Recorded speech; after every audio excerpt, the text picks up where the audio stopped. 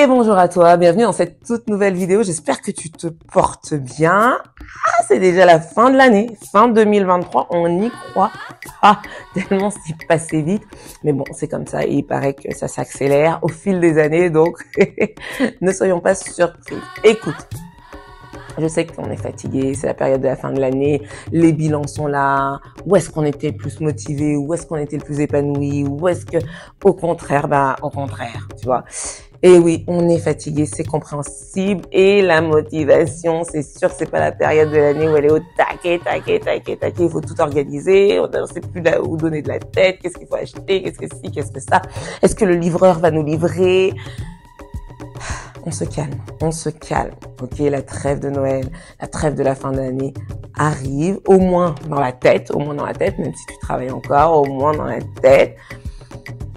Et pourtant, tu sais, beaucoup d'entre nous vont faire de sacrés excès. Écoute, si tu ne me connais pas encore, moi je suis Béatrice, coach de vie, danse et fitness, et j'ai vraiment à cœur de te donner des conseils, notamment le vendredi, pour que tu puisses soit avoir des conseils autour de la nutrition, soit des conseils autour de comment bien effectuer un squat, comment bien manger une banane pour avoir du potassium, bref, tout ce type de conseils qui tournent autour du bien-être, du fitness et du développement personnel, la danse, du chant, enfin tout ce qui tourne, tout ce qui gravite autour de ces passions, mais que je connais si bien pour être passionné. Quand on a une passion, il vaut mieux connaître un petit peu. Écoute, on parle excès aujourd'hui. Excès. Ok? On a tendance à confondre le plaisir, se faire plaisir et faire des excès, surtout en cette période de fin d'année. Comme je te disais tout à l'heure, en fait, c'est tellement une période où on relâche qu'on se dit, allez, ouvrez les vannes, c'est bon, chocolat, foie gras, on y va. Ok, bien sûr que le but de cette vidéo, c'est surtout pas de te dire de te restreindre, et ça tombe bien parce que moi, tout au long de l'année, je te dis que tu n'as pas besoin de te restreindre à partir du moment où tu restes en mouvement. Mais je voulais quand même apporter cet éclairage, en tout cas mon point de vue par rapport aux excès. Ce fait d'attendre là comme ça la fin de l'année pour se dire « Allez !» Tu sais, ça fait un petit peu penser à tous ceux qui se disent « je voyagerai à la retraite ». Fais déjà si tu peux, tu vois. Donc, est-il forcément besoin d'attendre la fin d'année pour tout lâcher, être dans l'excès, même quand on n'en peut plus, on y va encore. Et moi, je vais te parler de comment, selon moi, on peut gérer cette fin d'année sans être trop justement dans l'excès. Il n'y a pas de raison que ce soit en fait dans cette période où on aille chercher un max d'excès. En tout cas, le plaisir pour moi ne rime pas forcément avec excès. Donc première chose, les excès, surtout ce type d'excès, alcool, enfin tout ce qu'on connaît, on n'est pas né de la dernière pluie, on n'est pas des lapins de 6 semaines. Ça perturbe ta digestion. Et on sait que quand la digestion est perturbée, je t'en avais fait une vidéo, le stress augmente, etc. Alors que tu es dans une période où tu veux juste calm down, baby, calm down, tu vois.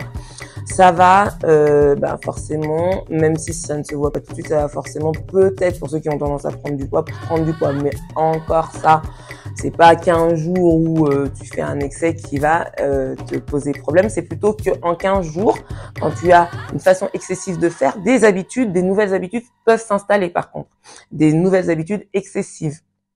Donc c'est à vérifier. En tout cas, il y a plein d'autres petits troubles comme ça qui font que les excès, c'est pas forcément gêne et ça rime pas forcément avec plaisir. Ici, je vais te donner 5 façons de gérer ta fin d'année sans être trop dans l'excès et sans pour autant te priver. Alors, je sais que c'est pareil, ça paraît contre-intuitif, mais la première chose que je peux te conseiller, c'est peut-être de planifier un petit peu. Bon, bien sûr, si tu es en vacances, laisse-toi aller. Moi, tu vois, par exemple, c'est la première fois depuis 3 ans que je vais avoir 15 jours sans avoir à ressortir le soir pour aller travailler. Ça va me faire du bien, etc. Pour autant, moi, quand je suis dans ces périodes de repos, je suis pas dans cette période, en fait, quand je suis trop dans la période un petit peu, excuse-moi du terme, mais glandouillage, ça me fatigue encore plus. Prévois quelques petites choses, rythme un tout petit peu tes journées, change de rythme en fait. C'est juste une histoire de casser le rythme, de le ralentir plutôt que forcément de se laisser aller. Par exemple, tu peux avoir par exemple une journée qui te dit laisse-toi aller complet, mais tu sais que c'est cette journée-là. Ne va pas forcément à vue parce que c'est une période où vraiment on fait les bilans, etc. Puis ça peut vite devenir un entre-deux qui plane un petit peu.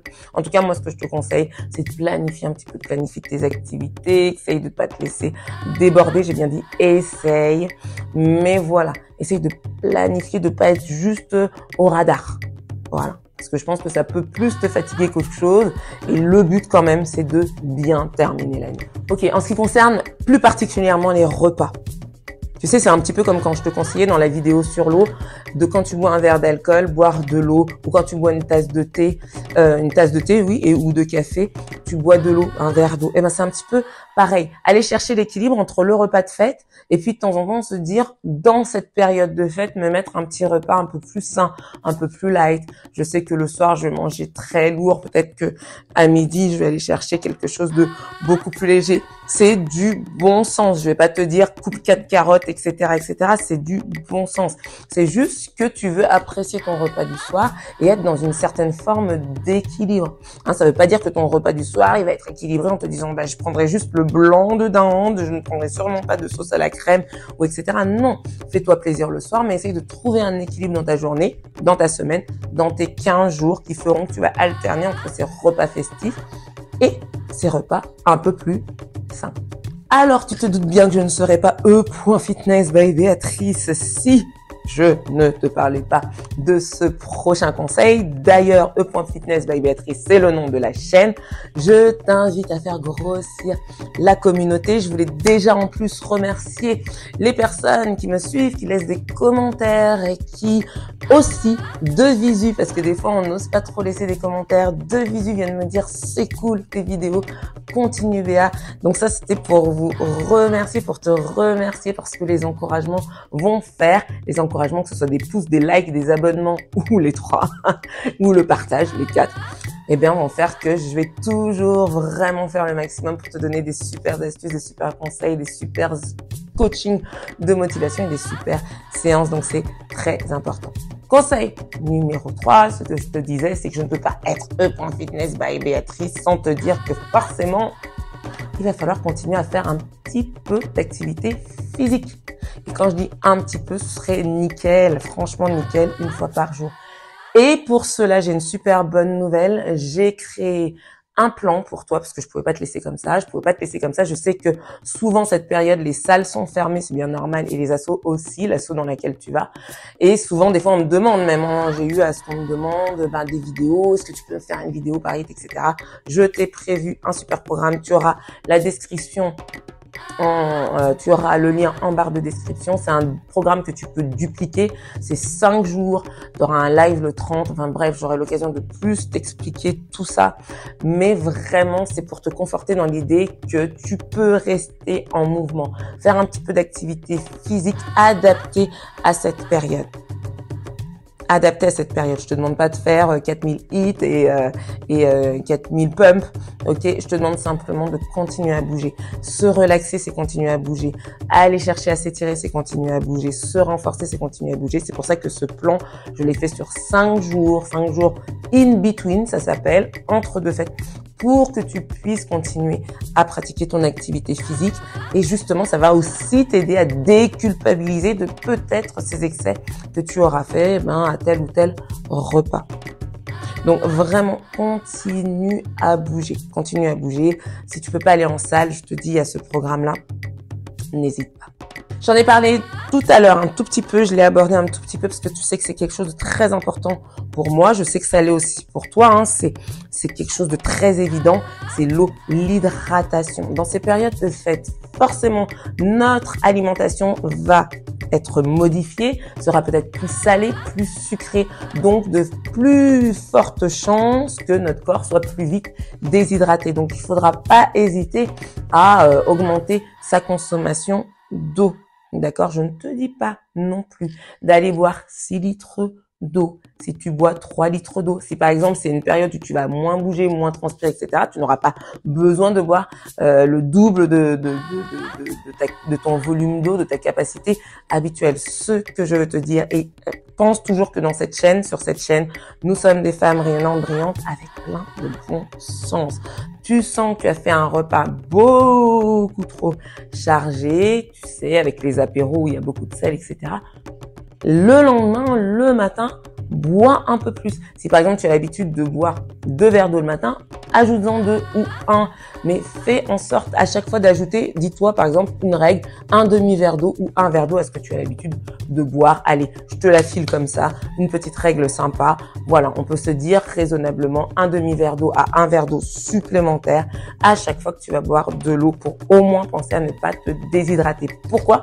Parce que tu sais que la déshydratation est souvent cause de fatigue. Et donc, qui dit fatigue, dit gestion du stress. Qui dit fatigue, dit stress, pardon. Donc, bois de l'eau. Bois autre chose si tu veux, mais bois de l'eau. Et je parle pas que de l'alcool, c'est valable aussi pour les jus, etc. C'est des périodes où, bien sûr, on va changer beaucoup de choses. Donc, s'il doit y avoir une constante, c'est l'eau. Enfin, le dernier point, tu vois, je te parlais de déshydratation, décidément, et de fatigue. La fatigue, ça engendre le stress. Cette période-là, on la connaît. Je te parlais de bilan. Je te parlais des fois, on est un petit peu même, tu sais, un peu plus à plat, etc.